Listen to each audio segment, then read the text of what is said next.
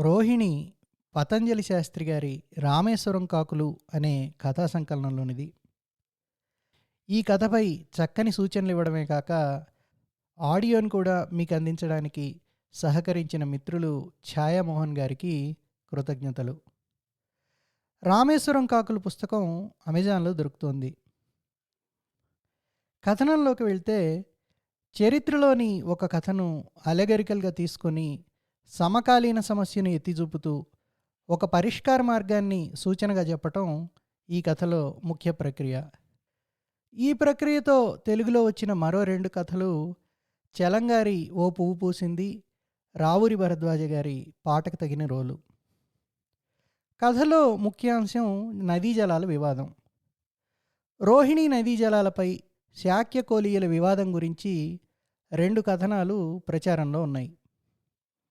తాను చూసిన కొన్ని సంఘటనల వల్ల సిద్ధార్థుడు గౌతమ బుద్ధుడిగా మారిన తర్వాత జలాల గురించి ఇరు వర్గాలు యుద్ధానికి సిద్ధమైతే, గౌతముడు యుద్ధభూమికి వెళ్ళినట్టుగా, ఆయన సమక్షంలో ఇరు వర్గాలు తమ ఆయుధాలు విసర్జించి యుద్ధాన్ని మానివేశాయని ఒక కథనం చెప్తే, శాక్య వంశానికి చెందిన సిద్ధార్థుడు జలాల వివాదం మీద జరిగిన శాక్యుల సమావేశంలో తాను యుద్ధం యొక్క ఫలితాలను, అనర్థాలను ఎత్తిచూపినప్పుడు వర్ణాశ్రమ ధర్మం గురించి చర్చ జరగడం, యుద్ధానికే ఎక్కువ మంది శాక్యులు మొగ్గు చూపడంతో వ్యతిరేకిస్తూ సిద్ధార్థుడు సన్యసించడం, ఆ తర్వాత కొంతకాలానికి ఇరు వర్గాలు యుద్ధాన్ని విరమించడం రెండో కథనం. పతంజలి శాస్త్రి గారు రాసిన ఈ కథలోని విశేషం ఈ 2 కథనాలను సమన్వయం చేయడం. ఇలా ఒకే చారిత్రక ఇతివృత్తంపై ఉన్న 2 వేరువేరు కథనాల్లోని ముఖ్యాంశాలను స్పృశిస్తూ ఒక సమకాలీన సమస్యకు పరిష్కార మార్గాన్ని సూచించారు ఈ కథ ద్వారా రచయిత. కథలోని సమస్య గురించే కాక, నేటి సమాజంలో ఉండే ఎన్నో ప్రధాన సమస్యలపై పరిష్కారం దిశగా గౌతముని వాక్యాలను ఎన్నుకొని కథలో భాగంగా మనకు అందించడం శాస్త్రి గారి రచనా ప్రతిభకు ఒక నిదర్శనం. ఏ సమస్య పరిష్కారానికైనా సరైన దృక్పథం, సమస్య పరిమితులు అర్థం చేసుకోవడం ముఖ్యమన్న విషయం కథ మనకు తెలియజెప్తుంది. కథలో భాగంగానే ఈనాటి సామాజిక వర్గీకరణను సూచిస్తూ పాలక, వ్యాపార, శ్రామిక వర్గాలకు ఉండవలసిన సరైన దృక్పథం గురించి, వారికి సమాజం పట్ల ఉండవలసిన బాధ్యత గురించి కూడా చర్చించడం జరుగుతుంది. కథ చివరి అంకం అంతా గౌతమ బుద్ధుడి ఆశ్రమంలో జరగడం, చర్చలకు కావలసిన వాతావరణం ప్రాధాన్యతను గురించి రచయిత చెప్పినట్టుగా ఉంటుంది. అదేవిధంగా రోహిణీ నదిని వర్ణించేటప్పుడు కథలో రాబోయే సందర్భం గురించి సూచిస్తున్నట్టుగా ఉంటుంది. కథలో ముఖ్యంగా గమనించవలసింది గౌతమ బుద్ధుడు పలికిన వాక్యాలు, ఇంకా ఆయన సమక్షంలో శ్రోతలు పొందే అనుభూతిని గురించి రచయిత వర్ణన. కథలోని ముఖ్య సన్నివేశాలలో తటస్థపడే నెమలి బౌద్ధ మతస్థుల నమ్మకం ప్రకారం విశాల హృదయానికి, పవిత్రతకు, అంగీకారానికి చిహ్నం. అలాగే రోహిణీ నది వివాదం మన దేశంలో కావేరీ జలాల సమస్య, పాలస్తీనా ప్రాంత వ్యవహారాలు, అక్కడి జోర్డాన్ నది వినాశనం మనకు గుర్తుకు తెస్తుంది. ఈ కథ ఆడియో రూపంలో సుప్రసిద్ధ రేడియో ఆర్టిస్ట్ శ్రీమతి శారదా శ్రీనివాసన్ గారి గళాన మీరు వినవచ్చు. రోహిణీ నది సంధ్యా సమయంలో శాస్త భుజం మీద నుంచి జారిన కాషాయాంబరంలా ఉంది. ఇప్పటి పరిస్థితి విషమిస్తే ఇరుపక్షాల రక్తంతో రోహిణికి రక్తపు జీర పడుతుందనుకున్నాడు ఉపాలి. ఉపాలి భిక్షు అంతకుముందే నదిలో స్నానించి బట్టలు పిండుకొని ఒడ్డుకు చేరి మంద్రంగా ప్రవహిస్తున్న నదిని చూస్తూ అలా అనుకున్నాడు. ఎగువ నుంచి ఒడ్డుకు సమీపంగా పొడవాటి గెడ సాయంతో వంపు తిరుగుతోంది పడవ. అలా చూస్తూ ఉండిపోయాడు ఉపాలి. మనోహరమైన సంధ్యగాలి అలలు ఉపాలి శరీరాన్ని, మనస్సుని మృదువుగా తాకి వెళ్ళిపోతున్నాయి. ఈవలివైపు ఆమ్రవన విహారం చేరిన కొద్ది దినాల నుంచి ఈ నదిని చూసినప్పుడల్లా, కంఠం వరకు మునిగినప్పుడల్లా తన నుంచి తాను వేరుపడి ఆవల బాల్యం గడిపిన అస్పష్టమైన శాక్యసీమను చూశాడతను. అక్కడే ఒక రాకుమారుడు ఉదయకాంతిలోకి గుర్రం మీద వెళ్ళిపోవడం కూడా జ్ఞాపకం వస్తుంది. ఈ నది వేరు, ఆ నది వేరు. అతని పెదాల్ని దాటి చిరునవ్వు వెలువడింది. సూర్యుడు, ఎర్రబారిన నది, అనేక దినాలుగా నది కావలా ఈవలా రాజుకున్న ఆగ్రహావేశాల్ని తలపిస్తున్నాయి. ఉపాలితో పాటు స్నానం చేసిన భిక్షువులు అప్పటికే విహారం వైపు నడిచి వెళ్ళిపోయారు. సంధ్యా సమయంలో నీడల్లా దూరంగా కనిపిస్తున్నారు. ఉపాలి భిక్షు మనసులో చిన్న కలవరం కూడా లేకపోలేదు. ఆ దినం ఉదయమే ఆనందుణ్ణి అడిగాడు, భంతే, ఆవలి తీరం భగవానుడి పుట్టుక వలన పునీతమైంది, ఈవల వారి నివాసం వలన పవిత్రమైంది. మరి ఈ కోలీయులు శాక్యులు రక్తం చిందించడానికి ఎందుకు ఆయత్తమవుతున్నారు? దీర్ఘంగా ఉపాలి వైపు చూస్తూ అన్నాడు ఆనందుడు. అవిద్య అత్యంత కఠినమైన స్థితి. అగ్నికి గాలివలే కాపీర్ణం, ఆగ్రహం మనుషుల బుద్ధిని బూడిద చేస్తాయి. వర్షాన్ని కలుపుకుంటేనే నది అవుతుంది. శాస్త్ర ధర్మోపదేశం వినడం వేరు, శ్రోతాపత్తి ఫలాన్ని పొందడం వేరు అని నీకు తెలిసిందేగా. తలలు పగలు కొట్టుకోవాలనే వారి ఉత్సాహం నాకు ఆశ్చర్యం అనిపిస్తుంది. పొగరుబోతు ఏనుగు తథాగతుని ముందు మోకరిల్లింది. శుద్ధోదన మహారాజు మౌన సందేశాలు మాత్రమే పంపుతున్నాడనుకుంటాను, నవ్వి ఆనందుడన్నాడు. కానీ శాక్య ఉపాసకులు ఇక్కడికి వస్తూనే ఉన్నారు. శాస్తకు ఎవరి సందేశాలు ఆహ్వానాలు అవసరం లేదు కదా.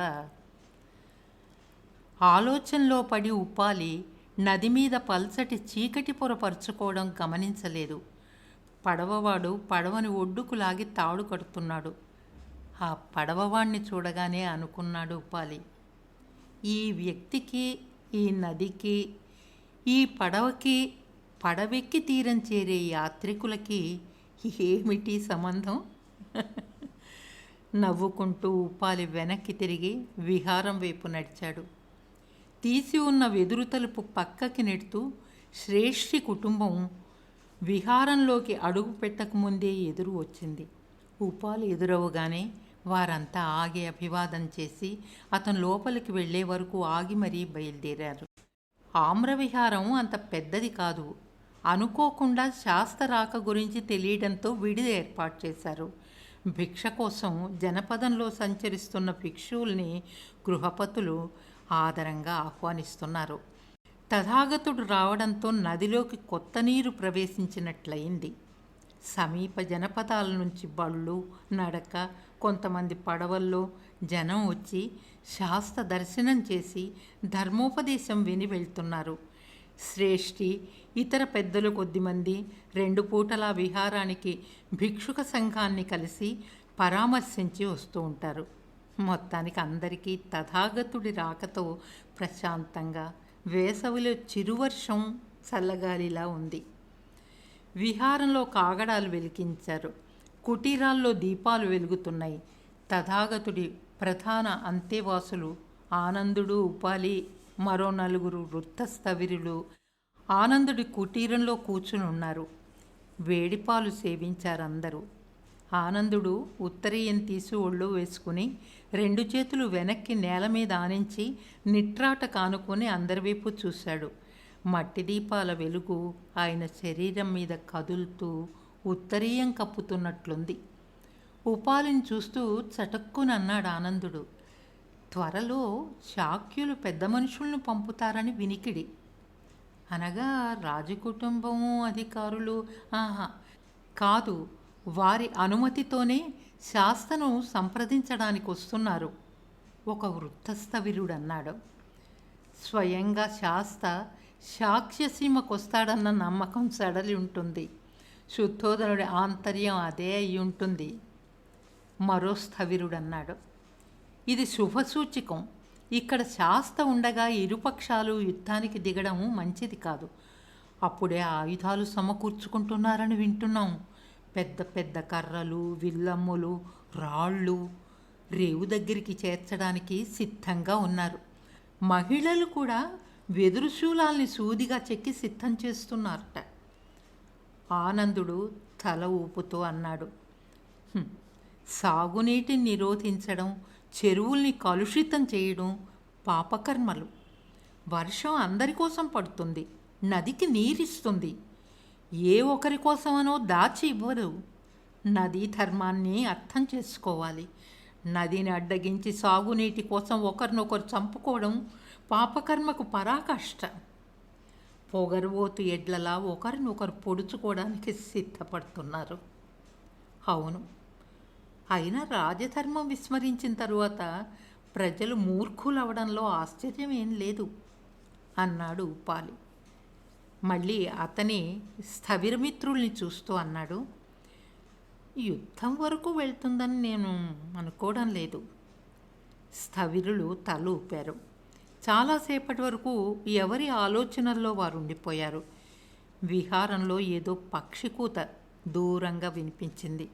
అందరూ కుటీరంలో మేల్కొన్నారు. ఉపాలి మనసు శాంతించింది. ఆనందుడు అన్నాడు, ఇక్కడ సమస్య ప్రధానం కాదు, సమస్యను అర్థం చేసుకునే దృష్టి ముఖ్యం. దానివల్ల సమస్య పరిమితులు అర్థమవుతాయి. అది వారికి తెలియాల్సిన విషయం. ఎక్కడో శుభ్రంగా స్నానించి సూర్యుడు రోహిణి నదిలో లేత బంగారం కలుపుతున్నాడు. ఆమ్రవనంలో పక్షులు లేత సూర్యకాంతిని తింటూ నదివైపు ఎగిరిపోయాయి. స్థవిరులు, కొద్దిమంది ఉపాసకులు వెంటరాగా పెద్ద బంగారు గొలుసులా మెరుస్తున్న రోహిణిలో శాస్త స్నానానికి దిగాడు. చల్లటి ఉదయపు గాలి వలన నదీ తరంగాలు శాస్త దేహాన్ని స్పృశించడానికి వేగిరపడుతున్నాయి. వ్యక్తమవుతున్న వెలుగు, ముడతలు పడి కదులుతున్న నది, మునిగి తేలుతున్న శాస్త శరీరం అవిభాజ్యంగా కనిపించాయి. మనోహరమైన ఆ దృశ్యం ప్రతిదినం అంతేవాసులందరూ చూస్తూనే ఉన్నా ఎప్పటికప్పుడు ప్రతి ఉదయం ఒక నూతన శుభ్రదావళ్యాన్ని సంతరించుకుంటున్నట్టు అనిపిస్తుంది.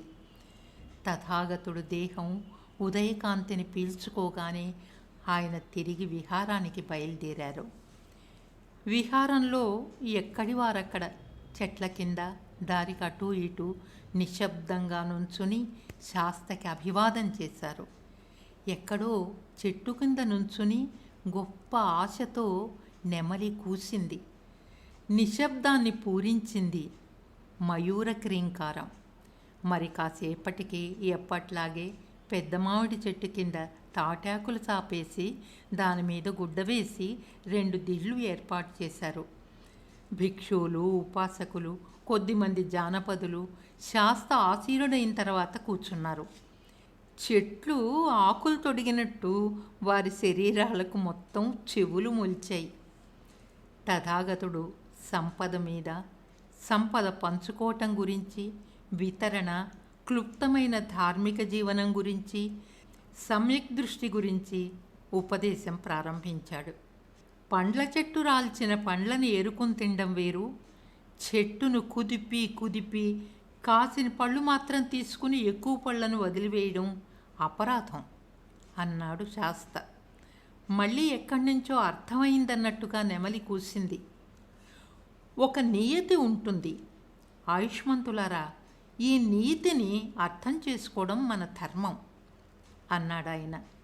శాస్త మాట్లాడుతున్నంతసేపు ఒక మంగళకరమైన కాంతేదో అందరినీ మృదువుగా ఆవరించింది. రోహిణి నది ఎండకి వేడెక్కుతూ నిర్లిప్తంగా నీరసించి సాగుతోంది.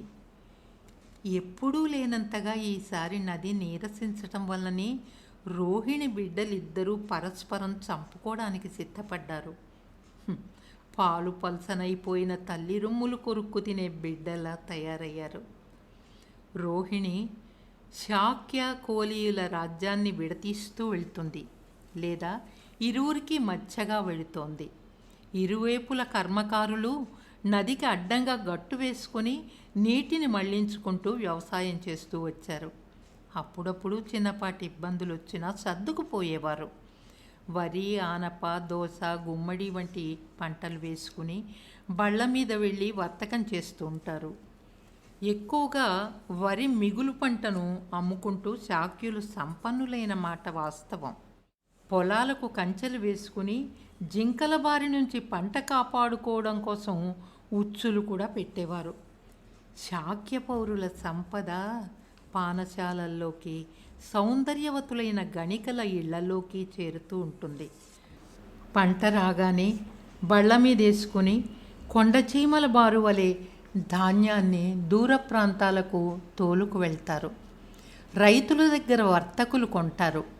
కోలీయుల సీమలో కక్కరపట్టణం పేరున్న వర్తకుల కేంద్రం. కోలీయుల రామగ్రామం కంటే శాక్యుల కపిలవస్తు అందంగా ఉంటుందంటారు. పంటలని సంపదగా మార్చుకోవడం శాక్యులకు తెలిసినంతగా కోలీయులకు తెలియదని వారి అభిప్రాయం. ఎందుచేత అని అడిగాడు ఉపాలి. కొద్ది దినాల కిందట శ్రేష్ఠి ఇరు ప్రాంతాల మధ్య రగులుతున్న గొడవ గురించి, దాని పూర్వాపరాల గురించి ఉపాలికి వివరించాడు. నవ్వి అన్నాడాయన, అది మా స్వభావం కావచ్చు. కోలీయులు ప్రాచీన కాలం నుంచి అమాయకులు. శాక్యుల విలాసాలు మాకు తెలియవు. కృషి, న్యాయమైన వర్తకం మాకు తెలుసు. శ్రేష్ఠి కథనం ప్రకారం శాక్యుల సంపదకి, అహంకారానికి, విలాసాలకి, సుఖలౌల్యాలకి కారణం ఎక్కువ వరి పండించడం. వారే కొంత ఔదార్యం గనక చూపి ఉంటే ఇప్పుడు ఈ అనర్థం అసలు జరిగేది కాదంటాడు ఆయన. బంతే, జ్యేష్ఠమాసానికల్లా నదిలో నీరు తక్కువైపోయింది. అలా ఎన్నడూ జరిగినట్టు గుర్తులేదు. ఒక్క తడుపుకు అవకాశం ఇస్తే పంట దక్కించుకుంటామని అడిగారు మా రైతులు. వారేమంటారు? వల్ల కాదు, ఒక తడుపుతో మాకు పంట దక్కుతుంది, ఈసారికి మేమే నీళ్లు పట్టుకుంటాం అని వాదనకి దిగారు. పైగా మీ ధాన్యాగారాలు నిండడాన్ని చూసి మీ చుట్టూ రత్నాలని, సువర్ణ ముద్రల్ని, నీలమణులని, నల్ల కార్షాపణాలని, తట్టల్ని, బుట్టల్ని మోసుకుంటూ మేం తిరగలేం అన్నారు. మాట పెరిగింది. చేతులకు పని చెప్పారు. తోచుకొని, కొట్టుకుని, తిట్టుకుని.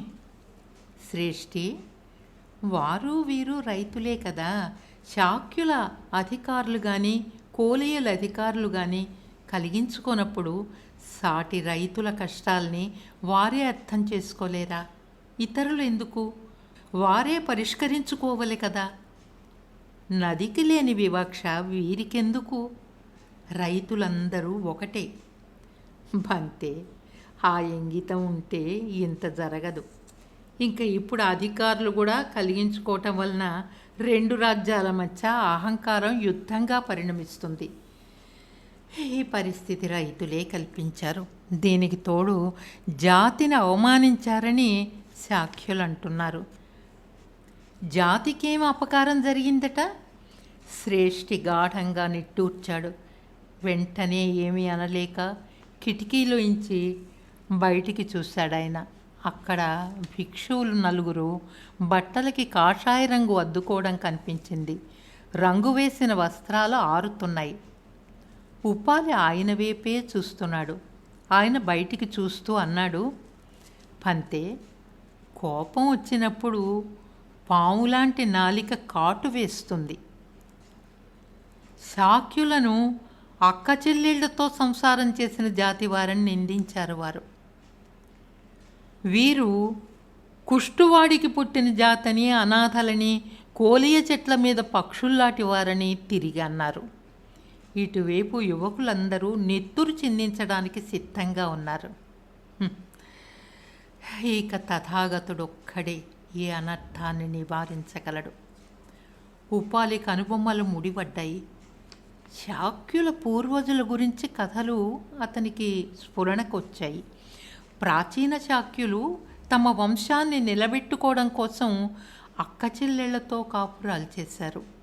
కోలీయుల పూర్వజుడు రాముడనే శ్వేతకుష్టు, అతని వారసులు కోలీయులు.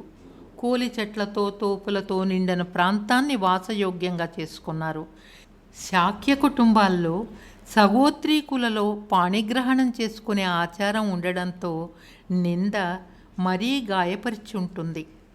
మరి కాసేపు కూర్చుని శ్రేష్ఠి ప్రణామం చేసి వెళ్ళిపోయాడు.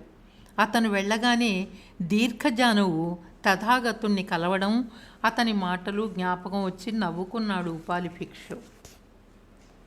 అప్పటికి కొన్ని దినాల క్రితం శాస్త కక్కర పట్టణంలో ఉన్నాడు. అక్కడి శ్రేష్ఠి సంఘం ప్రార్థన మన్నించి భిక్ష స్వీకరించాడు. ఆయన దర్శనానికి వచ్చిన సందర్శకులు కాసేపు కూర్చుని శాస్త్ర రూపాన్ని తమ కళ్ళల్లో పెట్టుకుని వెళ్ళిపోగానే దీర్ఘజానువు అనే సంపన్న గృహస్థుడు వేచి ఉన్నాడని తెలియవచ్చింది. క్షణం ఆలోచించి రమ్మని తల ఊపాడు తథాగతుడు. తన పొడవాటి శరీరాన్ని చర్మంలోకి కుదుంచుకునే ప్రయత్నం చేస్తూ దీర్ఘజానువు వచ్చి శాస్తను కళ్ళారా చూసుకుంటూ అభివాదం చేసి కూర్చున్నాడు. శాస్త అన్నాడు, ఆయుష్మాన్, నాతో ఏం మాట్లాడాలనుకుంటున్నావు? పంతే, మా జీవితం గురించి. మీ సంపదకి కలిగిన నష్టం ఏమిటి? బంతే, లేదు, సంపద వల్లనే నష్టం జరుగుతోంది. మేము సుఖాల్లో మునిగి తేలుతున్నాం. వర్తకం బాగా సాగుతోంది. మా బతుకుల నిండా సుగంధ లేపనాలు, పూలు, స్త్రీలు, మద్యం, కాశీ చీవరాలు. మాకు ఊపిరి తీసుకోలేనంత సుఖమదం పట్టుకుంది. మాకు ధర్మాన్ని ఉపదేశించండి బంతే. ఆయుష్మాన్, మంచిది. నీవు సుఖంగా ఉన్నావు, నీ సాటి వర్తకులు సుఖంగా ఉన్నారు. కానీ అనేక మంది సుఖం ఎరగని వారున్నారు. సంపద హానికరం కాదు. అధిక సంపద అధిక వాంఛల్ని పుట్టిస్తుంది. వాటికి అంతుండదు. విశృంఖలమైన ఈ లౌల్యం పూర్తి సంతృప్తిని సంతోషాన్ని కలిగించదు. దీర్ఘజాను, దీని కారణంగా చిత్త సంస్కారం కలగదు. వ్యక్తికి సంఘానికి కూడా అధిక సంపద మంచిది కాదు. అది బహిరంతర ఘర్షణకి, విచ్ఛిన్నానికి కారణమవుతుంది. ఎందుచేత? సంపదకి దూరమైన పేదలు. ఆయుష్మాన్, ఇవన్నీ దుఃఖహేతువులు. అందుచేత సంతృప్తికరమైన భౌతిక జీవనానికి, సంతోషకరమైన ఆధ్యాత్మిక జీవితానికి 4 ప్రాథమిక సూత్రాలు త్రికరణ శుద్ధిగా పాటించాలి. అవి ఏవి బంతే? అప్పుడు శాస్త సమ్యక్ జీవనం గురించి, స్నేహం గురించి, శ్రద్ధ, త్యాగ, శీల, ప్రజ్ఞ వంటి వాటి గురించి ఉపదేశించాడు. వింటున్న దీర్ఘజానువు కళ్ళు చెమరించాయి. శ్రద్ధాసక్తులతో అవి మూతపడ్డాయి. తేరుకొని తథాగతుని ముందు మోకరిల్లి ఆయన ఆశీస్సులు పొంది సుబుద్ధితో జీవిస్తానని మాట ఇచ్చి వెళ్ళిపోయాడు. ఆవలి తీరాన తథాగతుడు వస్తాడనే అందరూ అనుకుంటున్నారు. ఏ 2-3 కలిసినా శాస్త్ర ఆగమనం గురించే మాట్లాడుకుంటున్నారు. వృద్ధుడైన శుద్ధోదనుడిని పలకరించడానికి వస్తాడనే వదంతులు ఈ నమ్మకానికి కారణం. ఎవరి ప్రోద్బలమో ఏమో తెలియకపోయినా కొద్దిమంది శాక్యముఖ్యులు నది దాటి వెళ్ళి ఆమ్రవన విహారం చేరుకున్నారు. వారి గురించి తెలుసుకుని భిక్షువులు ఆనందుడికి వివరించారు. ఆనందుడు తథాగతుడి కుటీరం చేరుకోగానే బయటికి వస్తున్న ఉప్పాలి ఎదురయ్యాడు. ఇద్దరూ లోపలికి ప్రవేశించారు. బంతే, శాక్యముఖ్యులు మీ దర్శనం కోసం వచ్చారు. అలాగే రమ్మని చెప్పు. శాస్త్ర ఉపాలి వైపు చూసి చిరునవ్వు నవ్వాడు. కొద్ది క్షణాల తర్వాత 4 పెద్దలు లోపలికొచ్చి తథాగతుడికి ప్రణామం చేశాక అందరూ ఆశీస్సులైనారు. శాస్త్ర దర్శన ప్రభావం వారి కళ్ళలో స్పష్టంగా కనిపిస్తోంది. ఆయన ఏమీ మాట్లాడలేదు. చివరికి 4 ఒక వృద్ధుడు అన్నాడు, బంతే, విషయం మీకు తెలియంది కాదు. మేమంతా. ఏ విషయం? తటపటాయించి అన్నాడతడు. శాక్య కర్మకారులు, కోలియ కర్మకారులు ఘర్షణకు దిగారు. సంయమనం కోల్పోయి యుద్ధ పరిస్థితులు కల్పించారు. నేనేం చేయగలను? అది వారి సమస్య. మరి సంయమనం కోల్పోని వారేం చేస్తున్నారు? శాక్య పెద్ద గొంతులో చిన్న మావిట్టెంక అడ్డుపడింది. పంతే, పరిస్థితి చేతులు దాటిపోయింది. ఇది మా ప్రార్థన. మీరు వారించగలరు. వారిని ధర్మ మార్గంలో పెట్టమని మా కోరిక. శాస్త చిరునవ్వు నవ్వి అన్నారు, సమస్యను అర్థం చేసుకుని పరిష్కరించడానికి స్థూల దృష్టి, నిరాపేక్ష, ఔదార్యం ఉండాలి. పెద్దలారా, ఈ లక్షణాలు రాజ్యాధికారులకు ఉండాలి. వారేం చేస్తున్నారు? పంతే, అందరూ ఆవేశంతో ఆలోచించడం మానివేశారు. అబద్ధాలు ప్రచారం అయ్యి వాస్తవాలుగా మారిపోతున్నాయి. మంచిది, ధర్మానుసరణమే మంచిదని మీ ఏలికకు చెప్పండి.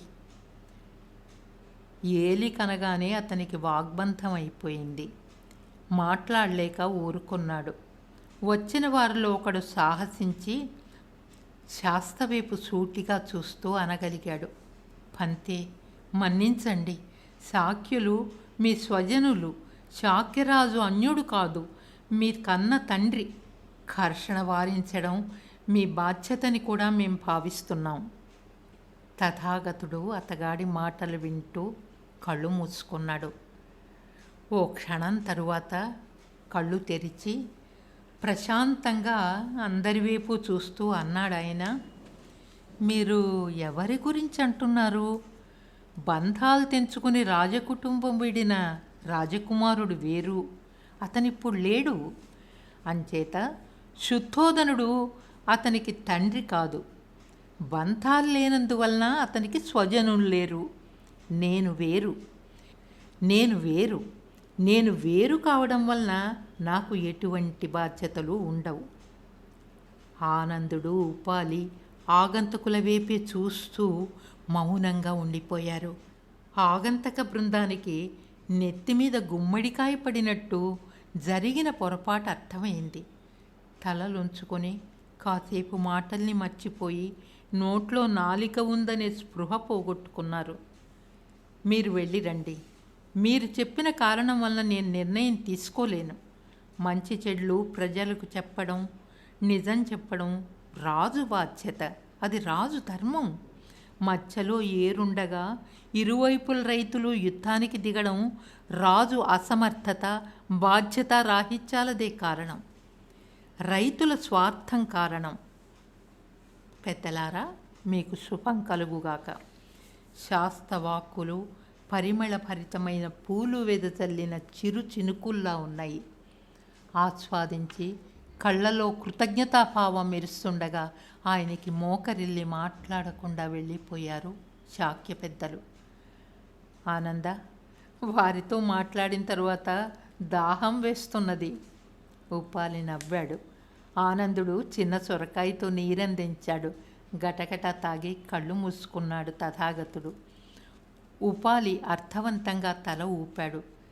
చటుక్కున కళ్ళు తెరిచి అన్నాడు శాస్త, శ్రేష్ఠికి చెప్పండి, రేపు కర్మకారుల్ని సమావేశపరచమని చెప్పండి. కాసేపటికి భోజనానికి కూర్చోపోతున్న శ్రేష్ఠికి ఈ వర్తమానం వెళ్ళింది. భోజనం అవ్వకుండానే అతని కడుపు నిండిపోయింది.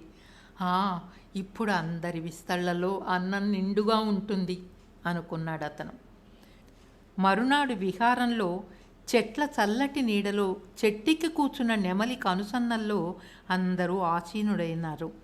ఇరుపక్షాల నుంచి పెద్దలు వచ్చి కూర్చున్నారు. ఒకరికొకరు దూరంగా కూర్చున్నారు. వారి ముఖం తిప్పుకుంటున్నారు. చల్లటి మావి నీడలు వారి వైషమ్యాలకు వెచ్చపడుతున్నట్లు అనిపిస్తోంది. చెట్టు కింద ఉన్నతాసనం పరిచుంది. అందరూ నిశ్శబ్దంగా తథాగతుడి రాక కోసం నిరీక్షిస్తున్నారు. ఆనందుడు, ఉపాలి, ఇతర స్థవిరులు వెంట నడుస్తుండగా తథాగతుడు అటు వేగంగానూ ఇటు మెల్లగానూ కాకుండా ఆయన పాదాలే ఏదో లక్ష్యం వైపు నడుస్తున్నట్లుగా కాలిబాటలో వంపు తిరుగుతూ కనిపించాడు. ఆయన కనిపించగానే ముందు నెమలి కూసింది. అందరూ లేచి నుంచున్నారు. తథాగతుడు కూర్చుని తలెత్తి కొమ్మ మీద కూర్చున్న నెమలిని చూస్తూ ఉండిపోయాడు. ఆవలి తీరం నుంచి వచ్చిన శాక్యులు తథాగతుణ్ణి చూసెరగరు. ఒకరిద్దరు ఆయన్ని రాకుమారుడిగా చూసిన వారున్నారు. అందరినీ ఒకసారి పరికించి చూశాడు శాస్త. ఆయన చూపు పడినంత మేర అందరి మనసుల్లో లేత సూర్యకాంతి ఏదో చొరబడిన అనుభూతి కలిగింది. కొంచెం భుజాల దగ్గర వంగి సన్నగా చామంచాయలో దరిదాపు నెరిసిపోయిన గడ్డంతో తథాగతుడు చిరునవ్వు నవ్వాడు. నిజానికి ఆయన దృష్టి ఎవరి మీద లేదు. అందరినీ చూపులతో కలియతిప్పుతున్నా ఎవరినీ చూడ్డం లేదాయన. ఆనందుడు చెయ్యి ఊపగానే ముందు కోలియశ్రేష్ఠి లేచి నీరు లేక ఎండిపోతున్న పంట గురించి, దాని వలన జరిగే నష్టం గురించి వివరించాడు. శ్రేష్ఠి లోకజ్ఞుడు. ఎక్కువ మాట్లాడకుండా, శాఖ్యులను నిందించకుండా తమ అవసరం గురించి మాత్రమే మాట్లాడాడు. ఆయన కూర్చోగానే శాఖ్యుల పక్షాన ఒక వృత్తరైతు లేచి మాట్లాడాడు. చెట్టు మీద నెమలి మెడసాచి అందరి మాటలు వింటోంది. మధ్యలో శాస్త తలెత్తి దాన్ని చూస్తూనే ఉన్నాడు. తరువాత మరో ఇద్దరు మాట్లాడి చిన్న రైతుల కష్టాల్ని వివరించారు. అప్పటికింక ఎవరికీ మాట్లాడేందుకు ఏమీ కనిపించలేదు. అప్పటికే వారి మాటల్లో పౌరుషం అంతా కరిగిపోయింది. నిశ్శబ్దం అలుముకొంది. అందరి తలల మించి దృష్టి సారించిన శాస్త నిశ్శబ్దాన్ని చూస్తున్నట్లుగా ఉంది. ఆయన మాట్లాడడం ప్రారంభించారు. నేను మీ సమస్యకి పరిష్కారం చూపిస్తానని ఎవ్వరికీ మాట ఇవ్వలేదు. సమస్యలు పరిష్కరించడం నా పని కాదు. వాటిని ఎలా చూడాలో మాత్రమే చెప్పగలను. మీ సమస్య, దాని పరిష్కారం మీ అందరికీ తెలుసు. సమస్య తెలుసునని మీరు అంగీకరించారు, కానీ పరిష్కారాన్ని మీరు గుర్తించరు. ఆయుష్మంతులారా, మిమ్మల్ని రప్పించిన కారణం చెప్తాను. నేను మీకు న్యాయం చెయ్యను. అది మీకే విడిచిపెడుతూ ధర్మ మార్గాన్ని మాత్రం సూచించగలను. మీకు అధికారుల శాసనం అవసరం లేదు. మిమ్మల్ని మీరు ప్రశ్నించుకోండి. మీ మనసు మీరు తెలుసుకున్నారా? ఆ ఎరుకుతో ఆలోచించండి. ఆయుష్మంతులారా, అశాంతి ఎప్పుడు ప్రబలుతున్నది? పేదలు నీటికి, అన్నానికి దూరమైన వారున్నప్పుడు సంఘం సుఖంగా ఉండదు. మంచి జరగవలసిన వారికి మంచి జరగనప్పుడు ఘర్షణ ఏర్పడుతుంది. దీన్ని గుర్తించడానికి ఎరుక అవసరం. అంటే ఎంతవరకు అవసరమో దాన్ని గుర్తించలేకపోవడమే మీ సమస్య. అదే దుఃఖహేతు.